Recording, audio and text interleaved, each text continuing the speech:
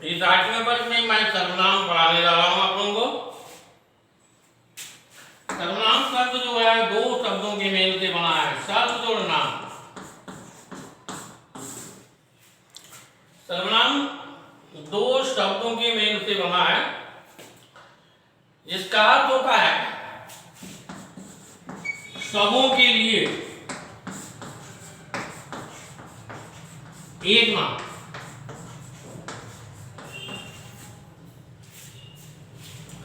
सबों के लिए एक नाम सर्वनाम कहलाता है।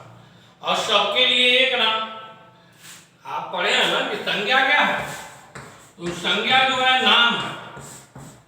किसी भी वस्तु, व्यक्ति, स्थान का नाम जो होता है संज्ञा होता है। लेकिन हर वस्तु, हर व्यक्ति, हर स्थान का अलग अलग नाम है। ऐसे में कुछ खास नामों के लिए, अलग अलग नामों के लिए एक नाम का प्रयोग किया जाता है, उसी का नाम है सर्वनाम। कहने का अर्थ है कि जैसे मान लीजिए वर्ग में बहुत सारे बच्चे हैं, वर्ग में बहुत सारे बच्चे हैं, राम है, सीता है, कवि है ना जी, करण है, ये सब बच्चों का नाम है। ये सारे बच्चे हैं अलग अलग नाम के, और शिक्षक उन बच्चों में से आते हैं और सबके लिए एक ही शब्द प्रयोग करते हैं। तुम्हारा क्या नाम है, तुम्हारा क्या नाम है, तुम्हारा क्या नाम है, तुम्हारा क्या नाम है। और बच्चे जवाब देते हैं राम। दूसरा से किया तुम्हारा क्या नाम है, सीता। तुम्हारा क्या नाम है, कवि। तुम्हारा क्या नाम है, करण। तो आपने देखा कि शिक्षक जब तक उसका व्यक्तिवाचक संज्ञा नहीं जानते थे, तब तक उन्होंने एक आसान उपाय, एक आसान नाम दिया। हुआ नाम क्या था? तुम्हारा या तुम।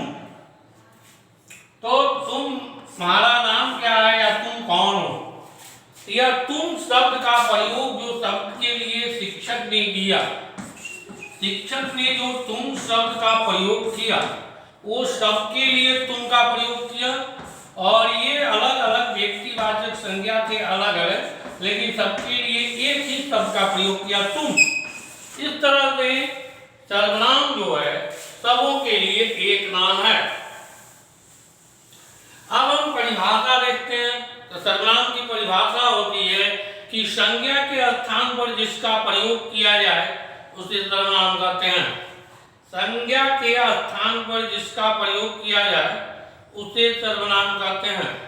तो संज्ञा के स्थान पर क्या प्रयोग किया गया? जैसे हम कहते हैं कि राम एक अच्छा लड़का है।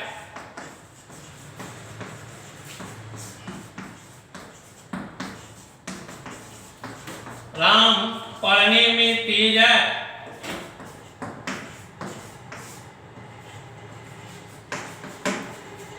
तेज है। राम पैदल स्कूल आता है।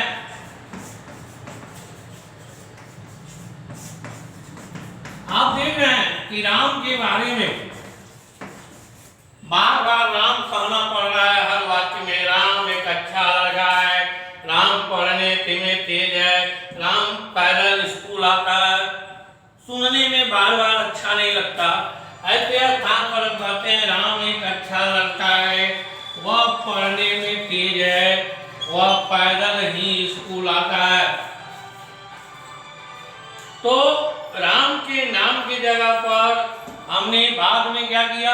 वह शब्द का प्रयोग किया कि वह पढ़ने में तेज है, वह पैदल स्कूल आता है।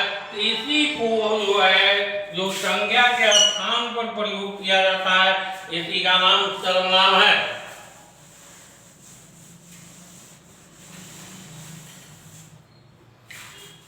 अब चलिए हम देखते हैं सर्वनाम के भेद।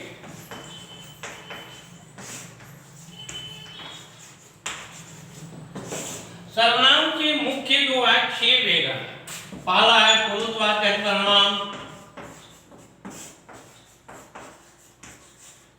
दूसरा है निश्चयवाचक सर्वनाम,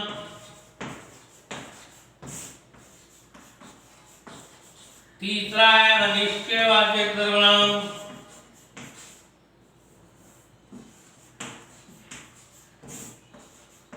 अनिश्चय निश्चयवाचक सर्वनाम, चौथा है प्रश्नवाचक सर्वनाम, पांचवा है संबंधवाचक सर्वनाम,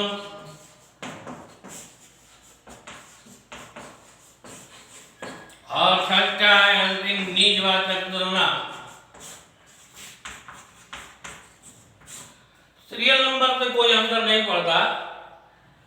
बहुत किताबों में पहले पुरुषवाचक और फिर निश्चयवाचक को पढ़ाया गया है, उसका कोई खास अंतर नहीं होता। तो अब आपको ये 6 सर्वनाम है, 6 प्रकार के सर्वनाम है जो पढ़ेंगे हम लोग। ये 6 प्रकार के सर्वनाम कुछ खास शब्दों से बने हुए हैं।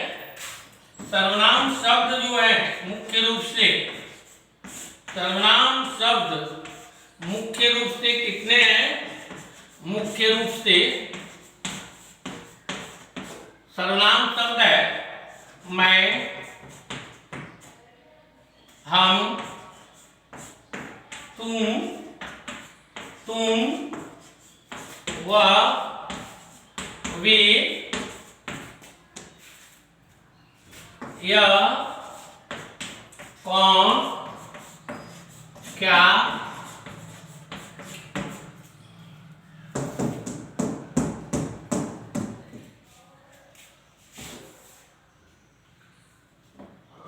आप,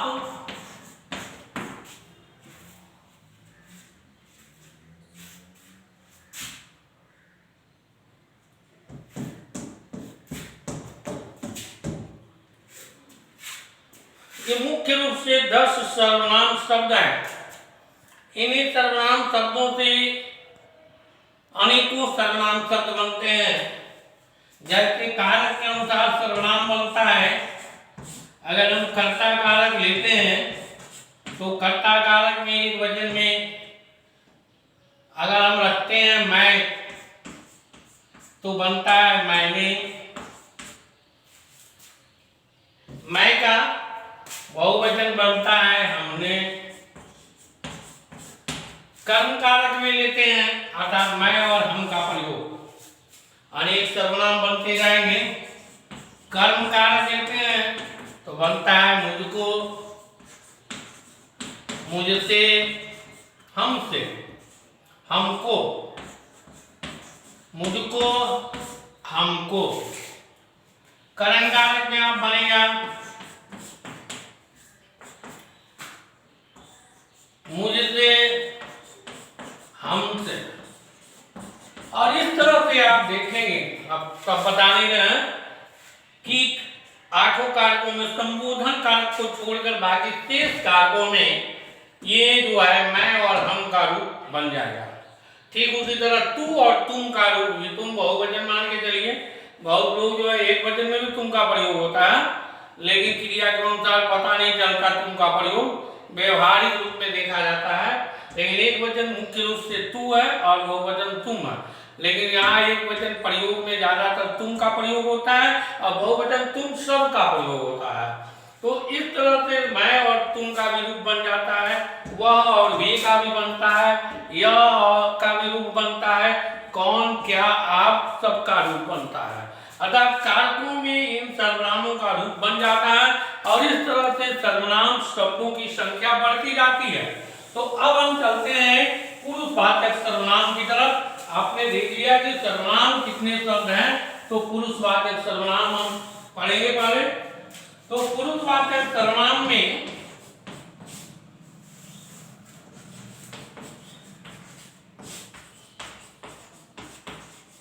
पुरुषवाचक सर्वनाम क्या है? तो कहने वाला, सुनने वाला और जिसके बारे में बात किया जाए उसके लिए जिन सर्वनामों का प्रयोग किया जाता है उसे पुरुषवाचक सर्वनाम कहते हैं। कहने वाला, सुनने वाला और जिसके बारे में बात किया जाए वो सारे सर्वनाम जो है पुरुषवाचक सर्वनाम कहलाते हैं। पहला जो होता है कहने वाला। कहने वाला कौन होता है? तो कहने वाले को हम सर्वनाम में कहते हैं उत्तम पुरुष। क्या कहते हैं? उत्तम पुरुष।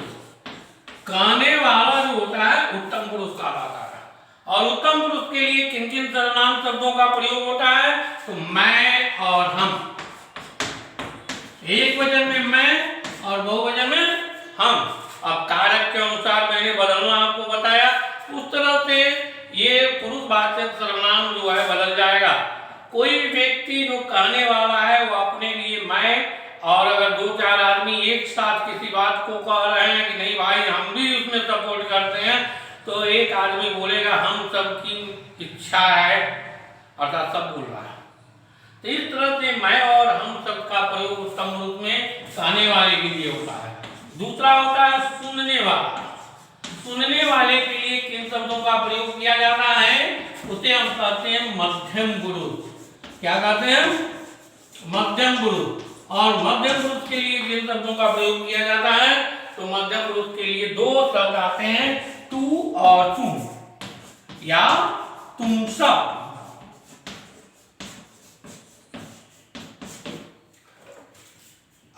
आपको बताया कि तू एक वचन है या तुम बहुवचन है, इसमें भी कंफ्यूजन हो रहा होगा आपको, तो इसमें घबराने की जरूरत नहीं है। देखिए, तू राम पढ़ता है, ठीक है, एक वचन में ता।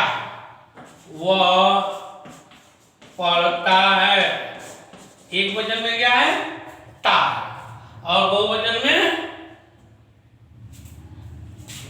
राम की जगह पर लड़के पढ़ते हैं, है ना जी।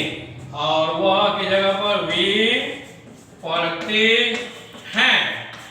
अब देखिए, तुम की जगह पर क्या लिखते हैं? आप लिखते हैं तुम पढ़ते हो। हो का क्रिया कहां से आ गई? तो मध्यम पुरुष के अनुसार बनी है, तो ते आपने लिखा। जबकि तू के लिए लिखा जाता है तू पढ़ता है, क्या लिखा आपने? ता। तो इस तरह से आप देखेंगे कि तू एक वचन होता है, तुम बहुवचन होता है।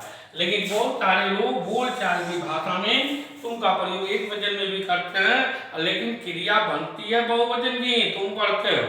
लेकिन हम वाक्य में जब कहेंगे किसी खास आदमी के लिए कि तुम पढ़ते हो, तो एक वचन मानेंगे क्योंकि एक के लिए कहा जा रहा है, क्योंकि प्रत्यक्ष में वक्ता और श्रोता होता है, और जिसके बारे में बात किया जाता है वो पीछे रहता है।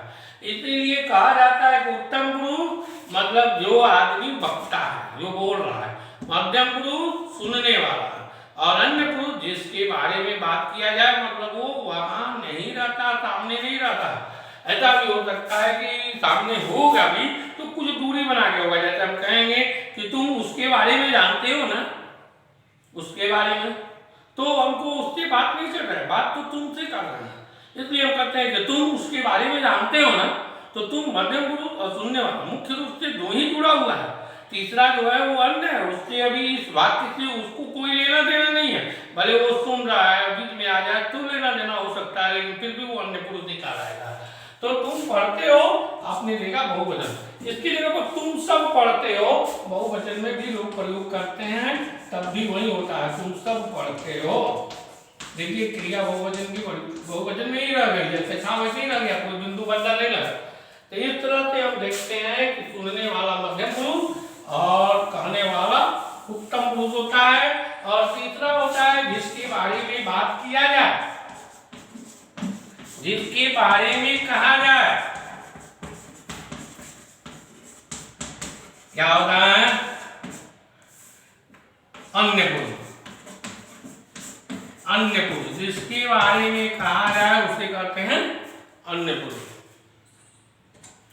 ये सब होता है वह और वे। क्या होता है? वह और वे। और निश्चयवाचक में भी वह होता है, हम बताएंगे दोनों का अंतर। तो इस तरह से आपने देखा, कहने वाला शब्द उत्तम पुरुष, सुनने वाला मध्यम पुरुष, और जिसके बारे में बात किया जाए अन्य पुरुष कहलाता है। जैसे कहते हैं मैं आज घर जाऊंगा, तुम चलोगे? तो मैं कहने वाला हूं, तो मैं जो अपने लिए प्रयोग किया, तो यहाँ क्या हुआ? उत्तम पुरुष हुआ। और तुम घर चलोगे तो तुम जो हो गया मध्यम पुरुष होगा। राम को ले लो, राम यहाँ नहीं है, तो राम अन्य पुरुष की जगह पर प्रयोग किया गया, अर्थात वह क्या स्थान पर। तो है क्या? तो संज्ञा शब्द है, तो सर्वनाम तो हो नहीं सकता है, लेकिन वाम को ले लो तो अन्य पुरुष की तरफ हो गया, वह उसे ले लो तो उसे मतलब वही जिसके बारे में हम कहना चाहते हैं। इस तरह से आपका सर्वनाम पुरुषवाचक सर्वनाम आपका समाप्त हुआ। ठीक है, अब आगे अगले दिन अगला सर्वनाम। धन्यवाद।